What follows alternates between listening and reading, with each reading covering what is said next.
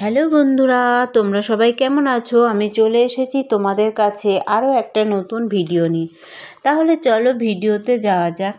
যারা পেঁপে খেতে চাও না তারা একবার বাড়িতে এই পেঁপের এই রেসিপি বানিয়ে দেখো, দারুণ টেস্টি একটা রেসিপি।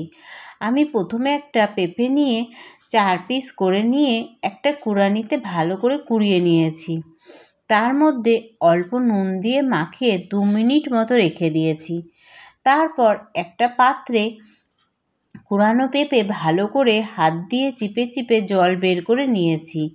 এই জলটা কিন্তু আমি ফেলবো না, রান্নায় পরে লাগিয়ে দেব। এরপর আমি ওই কুড়ানো পেঁপের মধ্যে অ্যাড করব অল্প নুন।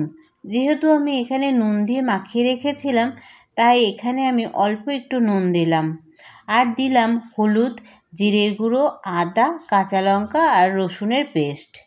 একটা কুচানো পেঁয়াজ আর 4 চামচ মতো বেসন দিয়ে আমি ভালো করে মেখে নিয়ে কোপ্তার মতো বানিয়ে নিলাম। এদিকে গ্যাসে কড়াই বসিয়ে তাতে সাদা তেল দিয়ে একটা একটা করে ভেজে নিলাম। আর ভাজা হয়ে গেলে আমি সেগুলো তুলে নিলাম। তুলে নিয়ে আমি ওই তেলেই অ্যাড করে দিলাম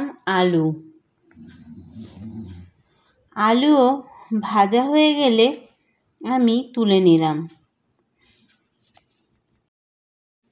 এবার ওই তেলেই আমি গোটা জিরে, তেজপাতা আর শুকনো লঙ্কা ফোড়ন দিয়ে তাতে পেঁয়াজ দিয়ে দিলাম।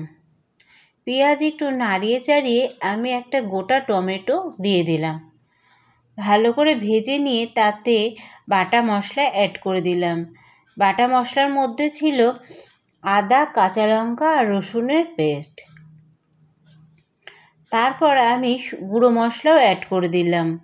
হলুদ গুঁড়ো, জিরের গুঁড়ো, কাশ্মীরি লঙ্কার গুঁড়ো আর পরিমাণ মতো লবণ।